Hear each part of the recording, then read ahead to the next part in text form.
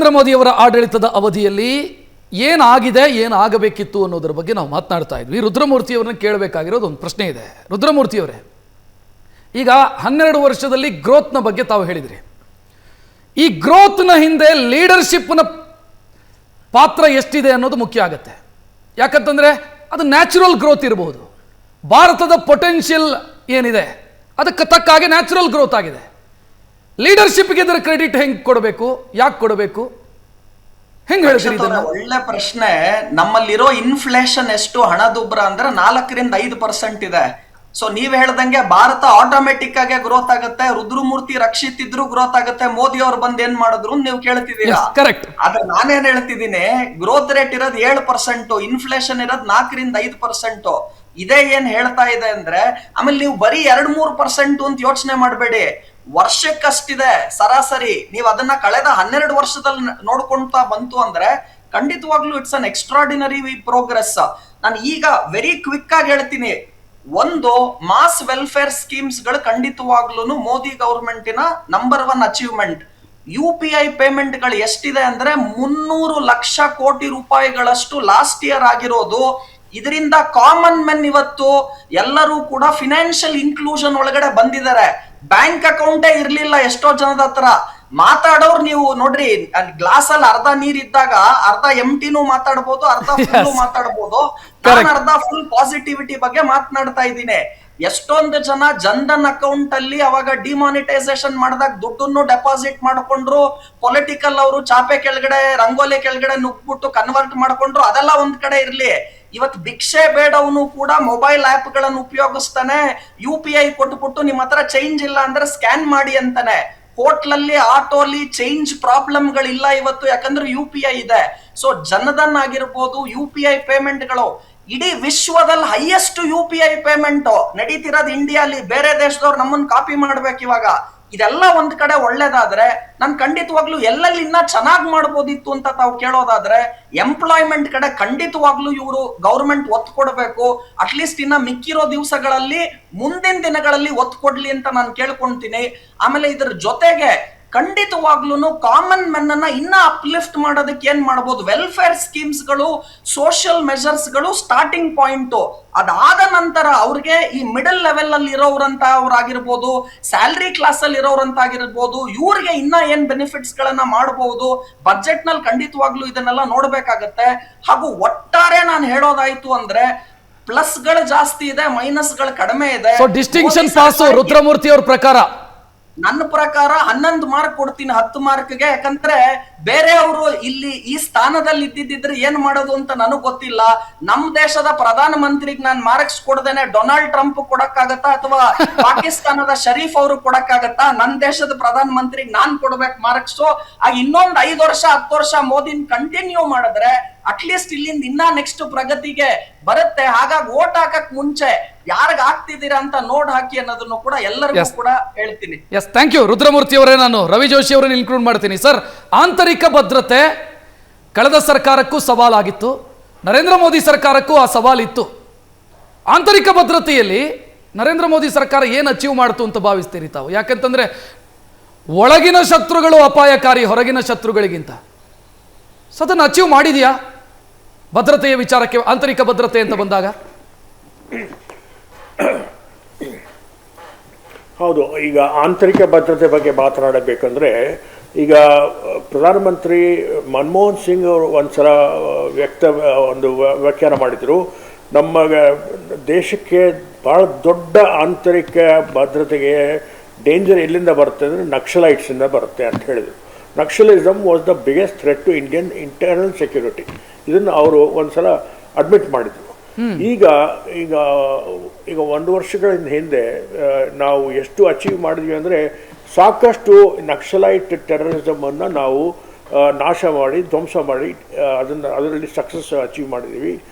Particularly in those districts in Andhra Pradesh and Orissa ಬಾರ್ಡರ್ನಲ್ಲಿ, ಗಡ್ಚೇರ್ಲ ಮತ್ತು ಒರಿಸ್ಸಾ ಬಾರ್ಡರ್ನಲ್ಲಿ ಇರುವ ನಕ್ಸಲೈಟ್ ಟೆರರಿಸ್ಟ್ ಆ್ಯಕ್ಟಿವಿಟಿ ಏನಿತ್ತು ಅದನ್ನು ನಾವು ಪೂರ್ತಿಯಾಗಿ 2 ರೀತಿಯಾಗಿ ಮಾಡಿದ್ವಿ. ಒಂದು, ಇಂಪಾರ್ಟೆಂಟ್ ಲೀಡರ್ಸು ಓವರ್ ಗ್ರೌಂಡ್ ಒಂದು ಸರೆಂಡರ್ ಮಾಡಿದರು. ಇನ್ನೊಂದು, ರ್ಯಾಂಕ್ ಆ್ಯಂಡ್ ಫೈಲನ್ನು ನಾವು ಸಾಕಷ್ಟು ನಿರ್ಬಲವಾಗಿ ಮಾಡಿ ನಾಶ ಮಾಡಿರ್ತೀವಿ. ಇದು ಒಂದು ದೊಡ್ಡ ಸಕ್ಸಸ್ಸು. ಸೊ ಅದರಲ್ಲಿ ಅದೊಂದು ನಿಸ್ಸಂದೇಹವಾಗಿ ಒಂದು ಭಾಳ ದೊಡ್ಡ ಅಚೀವ್ಮೆಂಟ್ ಅಂತ ಹೇಳ್ಬೋದು. ಆಂತರಿಕ ವ್ಯವಸ್ಥೆಯಲ್ಲಿ ನಮ್ಮ ಭದ್ರತೆಯನ್ನು ನಾವು ಸಾಕಷ್ಟು ಮಟ್ಟಿಗೆ ಸುಧಾರಿಸಿದ್ದೇವೆ, ಅದರಲ್ಲಿ ಏನು ಸಂದೇಹ ಇಲ್ಲ. ಸರ್, ಅದನ್ನು ಬಿಟ್ಟರೆ ಮೋದಿ ಸರ್ಕಾರ ಈ 12 ವರ್ಷದಲ್ಲಿ ಮಾಡಿರುವಂಥ ಅದ್ಭುತ ಅಂತ ಯಾವುದನ್ನು ಹೇಳ್ತೀರಿ ತಾವು? ಮಾಡಬೇಕಾಗಿರೋ ಕೆಲಸಗಳು ಡಿಫೆನ್ಸಲ್ಲಿ ಅಥವಾ ಭದ್ರತೆಯ ವಿಚಾರದಲ್ಲಿ ಯಾವುದು ಪೆಂಡಿಂಗ್ ಇದೆ ಅಂತ?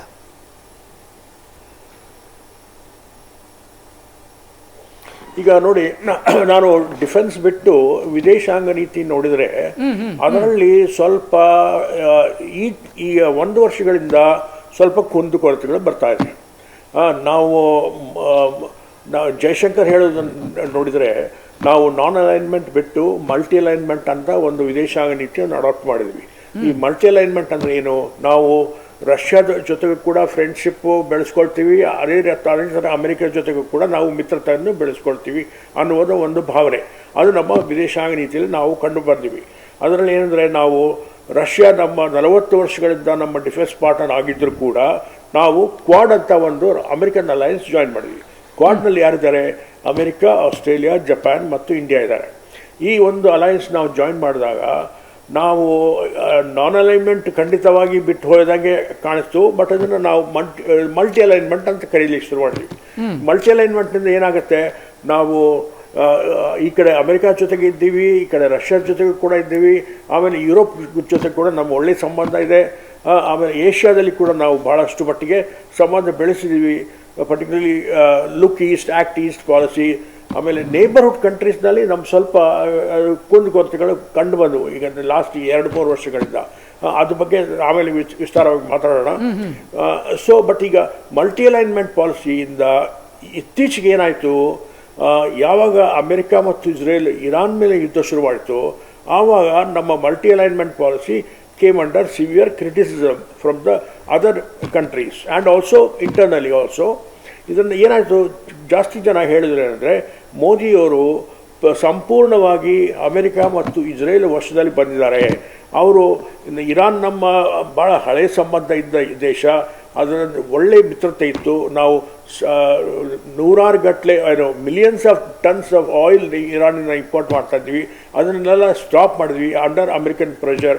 ಆಮೇಲೆ ನಾವು ಇರಾನ್ ಮೇಲೆ ಟ್ರಂಪ್ನವರು ದಾಳಿ ಮಾಡಿ ಇರಾನ್ ಸುಪ್ರೀಂ ಲೀಡರ್ನ ಕೊಂದು ಹಾಕಿ, ಅಷ್ಟೆಲ್ಲ ಒಂದು 14 ಮಿಲಿಟರಿ ಲೀಡರ್ಸನ್ನು ಒಂದೇ ಬಾರಿಗೆ ಕೊಂದು ಹಾಕಿದ ಮೇಲೆ ಆವಾಗ ನಾವು ಅದನ್ನು ಕಂಡೆಮ್ ಮಾಡಲಿಲ್ಲ.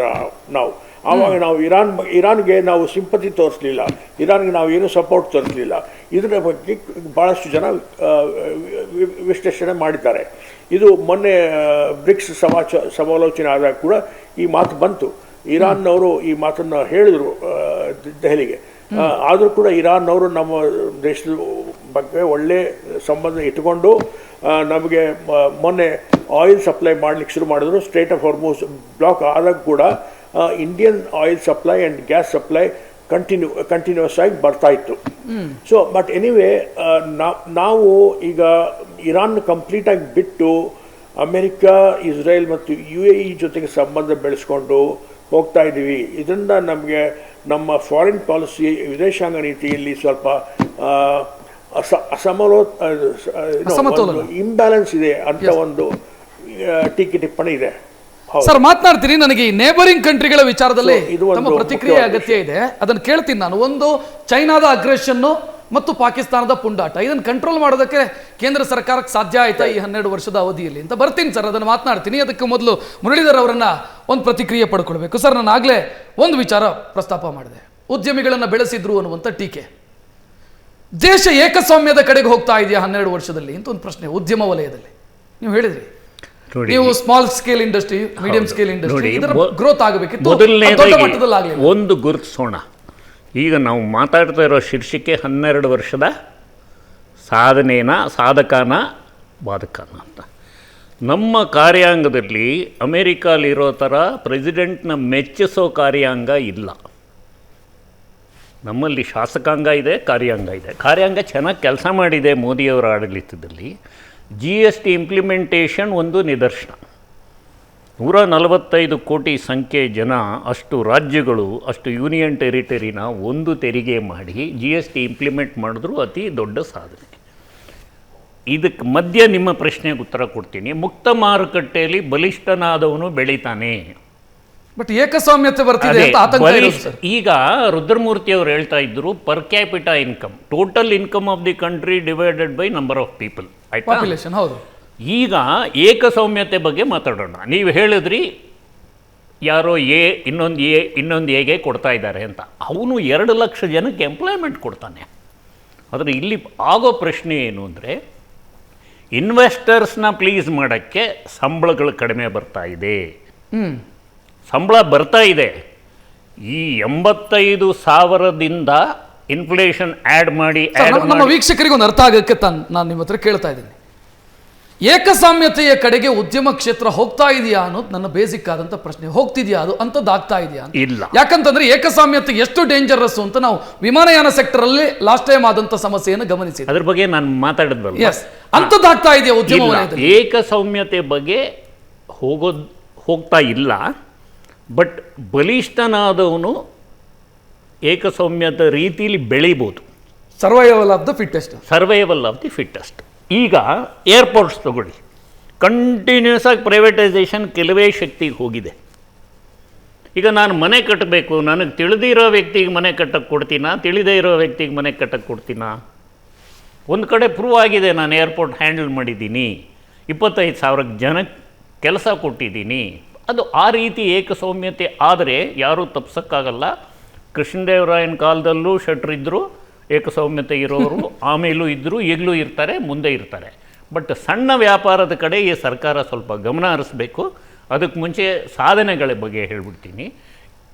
ದೀಪಾವಳಿ ಟೈಮಲ್ಲಿ GST ಗಿಫ್ಟ್ ಅಂತ ಯಾರು ನಂಬದೇ ಇರೋ ರೀತಿಯಲ್ಲಿ GST ಕಡಿಮೆ ಆಯಿತು. ಅದು ಒಂದು ಸಾಧನೆ. ಈ ಸಾಧನೆಯನ್ನು ನಾವು ರಾಜಕೀಯವಾಗಿ ಶೀರ್ಷಿಕೆ ರೂಪದಲ್ಲಿ ಸಾಧನೆ ಅನ್ನೋದು ಒಂದು ಮಾತುಗಾರಿಕೆ. ಬಟ್ ಯಾವ ರೀತಿ ಸಾಧನೆ ಆಯಿತು? ಜನರು ಕೊಳ್ಳೋ ಸಾಮರ್ಥ್ಯ ಜಾಸ್ತಿ ಆಯಿತು. ಒಂದು ಸೋಪ್ ತಗೊಳ್ಳೋನು ಸೋಪ್ ಜೊತೆ ಇನ್ನೊಂದು ಚಾಕ್ಲೇಟ್ ಮಗುಗೆ ತಗೊಳ್ಳೋ ಶಕ್ತಿ ಬಂತು. ಈ ರೀತಿಯ ಸಾಧನೆಗಳು ಅನೇಕ ಇದೆ.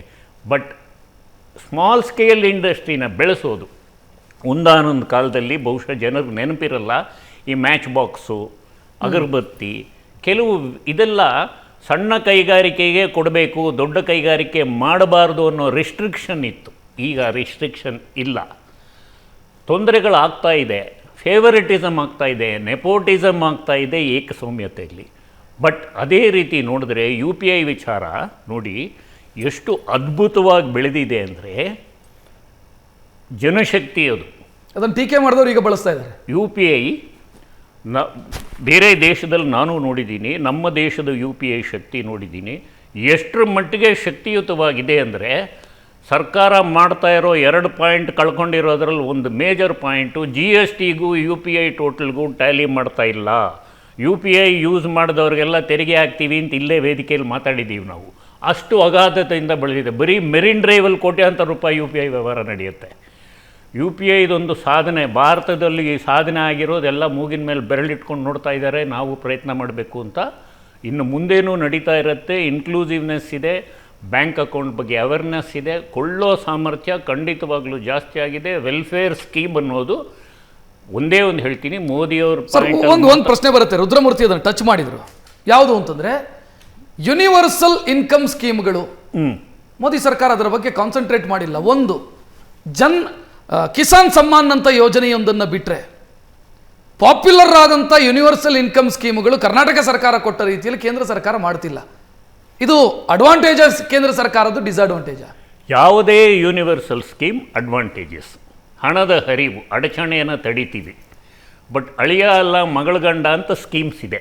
ಅದು ಯೂನಿವರ್ಸಲ್ ಇನ್ಕಮ್ ಸ್ಕೀಮ್ ಇಲ್ಲದೇ ಇರ್ಬೋದು. ರಘುರಾಮ್ ರಾಜನ್ ಹೇಳ್ದಂಗೆ ಎಲ್ಲರಿಗೂ 7,000 3,000 ಕೊಡಿ ಅಂತ ಇರ್ಬೋದು, ಹೆಸರು, ಶೀರ್ಷಿಕೆ, ನಾಮಪದ. ಬಟ್ ನಾವು ಬೇರೆ ರೀತಿಯಲ್ಲಿ ಜನಶಕ್ತಿ ಅಂತ ಕೊಟ್ಟಿದ್ದೀವಿ, ಈ ಭಾಗ್ಯ ಆ ಭಾಗ್ಯ ಅಂತ ಕೊಟ್ಟಿದ್ದೀವಿ. ಹಣದ ಹರಿವು ನಡೀತಾ ಇದೆ. ಈ ಗೌರ್ಮೆಂಟ್ ವಿಚಾರದಲ್ಲಿ ಕೆಲವು ಮಿನಿಸ್ಟರ್ಗಳು ಅವರು ಇವರು ನಮಗೆ GST ಹಣ ಬಂದಿಲ್ಲ ಅಂತ ಹೇಳೋದು ಬಿಟ್ಟರೆ ಕೇಂದ್ರ ಸರ್ಕಾರ ಮಲತಾಯಿ ಧೋರಣೆ ಯಾವ ಸರ್ಕಾರದ ಮೇಲೂ ನಡೆಸಿಲ್ಲ. ಹಣ ಹರಿದು ಬರ್ತಾ ಇದೆ, ಕೊಳ್ಳೋ ಸಾಮರ್ಥ್ಯ ಜಾಸ್ತಿ ಆಗ್ತಾ ಇದೆ. ನೋಡಿ, ದೇಶದಲ್ಲಿ ಆಂತರಿಕ ಸಂತೃಪ್ತಿ ಅನ್ನೋದು ಕೊಳ್ಳೋ ಸಾಮರ್ಥ್ಯ, ಹ್ಯಾಪಿನೆಸ್ ವಿಚಾರದಲ್ಲಿ ಒಂದು. ಅಂತಾರಾಷ್ಟ್ರೀಯ ರೀತಿಯಲ್ಲಿ ನಮಗೆ ಮಾನ್ಯತೆ ಸಿಗೋದೂ ದೇಶದ ಆರ್ಥಿಕತೆಯಿಂದ. ಯುದ್ಧ ನಡೀತಾ ಇದ್ದಾಗ ರಷ್ಯಾ ನಮ್ಮನ್ನು ನಂಬಿ ಕಡಿಮೆ ಬೆಲೆಗೆ ಪೆಟ್ರೋಲ್ ಕೊಟ್ಟಿದ್ದು ಅದೇ ರೀತಿ. ಎಷ್ಟೇ ಯುದ್ಧ ನಡೀತಾ ಇದ್ರೂ ಪ್ರಾಚ್ಯ ರಾಷ್ಟ್ರಗಳು ನಮಗೆ ಕೊಟ್ಟಿದ್ದು ನಮ್ಮನ್ನು. ಸರ್, 12 ವರ್ಷದ ಅವಧಿಯಲ್ಲಿ ತಾವು ಗಮನಿಸಿದ ರೀತಿಯಲ್ಲಿ ಬಡತನ ನಿರ್ಮೂಲನೆಯ ಪ್ರಯತ್ನಗಳು ಎಷ್ಟರ ಮಟ್ಟಿಗೆ ಆಗಿದೆ ಅನ್ನೋದು ಮುಖ್ಯ ಆಗುತ್ತೆ. ಗರೀಬಿ ಹಟಾವೋ ಗರೀಬಿಯೋಕೋ ಹಟಾವೋ ಆಗಿತ್ತು, ಬದಲಾಗಿದೆಯಾ ಈಗ? ಅಲ್ಲ, ಅದು ಗರೀಬಿ ತನ ಹಟಾವೋ ಅನ್ನೋದು ಗರೀಬಿ ಹಟಾವೋ ಆಗೋಗಿತ್ತು. ಇಲ್ಲಿ ಗರೀಬಿ ತನ ಹಟಾವೋ ಆಗ್ತಿದೆ. ಕೆಲಸ ಸಿಗ್ತಾ ಇದೆ, ಕೆಲಸಕ್ಕೆ ಬರಲ್ಲ ಅನ್ನೋ ರೀತಿಯಲ್ಲಿ ಇದೆ ಪರಿಸ್ಥಿತಿ. ಜನ ನಮಗೆ ಕೆಲಸ ಬೇಡ, ನಾವೀಗಿದ್ದೀವಿ ಅಂತಾರೆ. swiggy.com ಈ ಮೊಬಿಲಿಟಿ ಫ್ಯಾಕ್ಟರ್ ಇದೆಯಲ್ಲ, UPI ಥರ ಬೇರೆ ಇದು ಸ್ವಿಗ್ಗಿ ಅದೆಲ್ಲ ಸಿಕ್ಕಾಪಟ್ಟೆ ವ್ಯಾಪಾರ ಬೆಳೆಸಿದೆ, ಸಿಕ್ಕಾಪಟ್ಟೆ ಎಂಪ್ಲಾಯ್ಮೆಂಟ್ ಆಪರ್ಚುನಿಟಿ ಬೆಳೆಸಿದೆ. ಬೆಳಗ್ಗೆ ಹೊತ್ತು ಸಾಫ್ಟ್ವೇರ್ ಇಂಜಿನಿಯರಾಗಿ ಕೆಲಸ ಮಾಡೋರು ರಾತ್ರಿ ಹೊತ್ತು ಟ್ಯಾಕ್ಸಿ ಡ್ರೈವರಾಗಿ ಕೆಲಸ ಮಾಡಿ ಸಂಪಾದನೆ ಮಾಡೋ ಸ್ಥಿತಿ ಬಂದಿದೆ. ಅಂದರೆ ಹೆಚ್ಚು ಆಪರ್ಚುನಿಟೀಸ್ ಇದೆ. ಬಟ್ ಅದೇ ರೀತಿ ಆಗ್ರೇರಿಯನ್ ಪಾಪ್ಯುಲೇಷನ್ಗೆ, ಅಂದರೆ ರೂರಲ್ ಪಾಪ್ಯುಲೇಷನ್ಗೆ ರೂರಲ್ ಓರಿಯೆಂಟೆಡ್ ಇಂಡಸ್ಟ್ರೀಸು, ಸಿರಿಧಾನ್ಯ ಇಂಡಸ್ಟ್ರೀಸು, ಪೆಟ್ರೋಲ್ ಆಲ್ಟರ್ನೇಟಿವ್ ಫ್ಯೂಯಲ್ ಮಾಡೋ ಇಂಡಸ್ಟ್ರೀಸು, ಆ ಥರದ್ದನ್ನು ಹೆಚ್ಚಿನ ರೀತಿ ಇಲ್ಲಿ ಸರ್ಪ್ರೈಸಿಂಗ್ ಫ್ಯಾಕ್ಟರ್. ಸ್ಪೀಡಪ್ ಆಗಿದೆಯಾ, ಮಾತು ಸ್ಪೀಡಪ್ ಆಗಿದೆಯಾ ಅಂತ ಗ್ರೌಂಡಲ್ಲಿ? ನಾನು ಮೇಕ್ ಇನ್ ಇಂಡಿಯಾ ಅಂತ ಹೇಳ್ತೀನಿ, ಸ್ಕಿಲ್ ಇಂಡಿಯಾ ಅಂತ ಹೇಳ್ತೀನಿ. ಮಾತು ಸ್ಪೀಡಪ್ ಆಗಿದೆ, ಕ್ರಿಯೆ ಆಗಿಲ್ಲ. ಅದೇ ಕೇಳಿದೆ ನಾನು, ಕ್ರಿಯೆ ಆಗಿಲ್ಲ. ಒಂದೇ ಒಂದು ಆಶ್ಚರ್ಯಕರ ವಿಚಾರ, ಸೋಲಾರ್ ಪವರು ಅಷ್ಟು ಕಾಸ್ಟ್ಲಿ ಆಗೋ ನೆಸೆಸಿಟಿ ಇಲ್ಲ, ಆದರೂ ಕಾಸ್ಟ್ಲಿ ಇದೆ. ಈಗಿರೋ ಪ್ರೈಸೇ ಕಾಸ್ಟ್ಲಿ. ಪ್ರೊಡಕ್ಷನ್ ಕಾಸ್ಟ್ಗೂ ಡೆಲಿವರಿ ಕಾಸ್ಟ್ಗೂ ಅಷ್ಟು ವ್ಯತ್ಯಾಸ ಬರಲ್ಲ. ಅಕೌಂಟೆಂಟಾಗಿ, ಸ್ಟ್ರೀಟ್ ಅಕೌಂಟೆಂಟಾಗಿ ನೋಡಿದ್ರೆ ಆಲ್ಟರ್ನೇಟಿವ್ ಫ್ಯೂಯಲ್ಗೂ ಬರಲ್ಲ. ಬಟ್ ಮಧ್ಯವರ್ತಿಗಳು ಬಂದ್ಬಿಡ್ತಾರೆ, ನಾನಾ ಕಾರಣಗಳಲ್ಲಿ ಬರ್ತಾರೆ. ನೋಡಿ, ಒಂದು NPAನ penalise the person not the industry ಅಂತಾರೆ. ಭೂಷಣ್ ಸ್ಟೀಲ್ಸ್ ವಿಚಾರದಲ್ಲಿ ಮಾತು ಬಂದಾಗ ಫ್ಯಾಕ್ಟ್ರಿನ ಮುಚ್ಚಬೇಡಿ, ವ್ಯಕ್ತಿನ ಬಂಧಿಸಿ. ಬಟ್ ನಮ್ಮಲ್ಲಿ ಫ್ಯಾಕ್ಟ್ರಿನೂ ಮುಚ್ಚಿಬಿಡುತ್ತೆ, ಅಡಚಣೆ ಆಗುತ್ತೆ, ಮೆಷಿನರಿ ನಿಂತೋಗುತ್ತೆ, ವರ್ಕರ್ಸ್ ಡಿಸ್ಪ್ಲೇಸ್ ಆಗ್ತಾರೆ. ಬ್ಯೂರೋಕ್ರಸಿ ಪ್ರಾಬ್ಲಮ್ ಅಥವಾ ಅಡ್ಮಿನಿಸ್ಟ್ರೇಷನ್ ಪ್ರಾಬ್ಲಮ್ 12 ವರ್ಷದಲ್ಲಿ ನೀವು ಗಮನಿಸಿದ ರೀತಿಯಲ್ಲಿ? ಅಲ್ಲ, ಬ್ಯೂರೋಕ್ರಸಿ ಇಂಡಿಪೆಂಡೆಂಟ್ ಡಿಸಿಷನ್ ಪ್ರಾಬ್ಲಮ್ ಇದು. ಇಂಡಿಪೆಂಡೆಂಟ್ ಡಿಸಿಷನ್ ತೊಗೊಳಕ್ಕೆ ಆಗ್ತಾ ಇಲ್ಲ. ಕೆಲವು ವಿಚಾರದಲ್ಲಿ ತೊಗೋತಾರೆ, ತೊಗೊಂಡವರು ರಿಸೈನ್ ಮಾಡಬೇಕು, ರಿಸೈನ್ ಮಾಡಿದವರು ರಾಜಕೀಯಕ್ಕೆ ಬರಬೇಕು. ಈ ರೀತಿ ಪರಿಸ್ಥಿತಿ ಉಂಟಾಗುತ್ತೆ. ಎಸ್, ಮಾತನಾಡೋಣ. ನನಗೊಂದು ಬ್ರೇಕ್ನ ಸಮಯ. ರವಿ ಜೋಶಿ ಸರ್, ನನ್ನ ಆಗಲೇ ಪ್ರಶ್ನೆ ರೈಸ್ ಮಾಡಿದೆ ನಿಮ್ಮನ್ನ, ಅದನ್ನು ಕೇಳ್ತೀನಿ ನಾನು ಚಿಕ್ಕ ಬ್ರೇಕ್ನ ನಂತರ.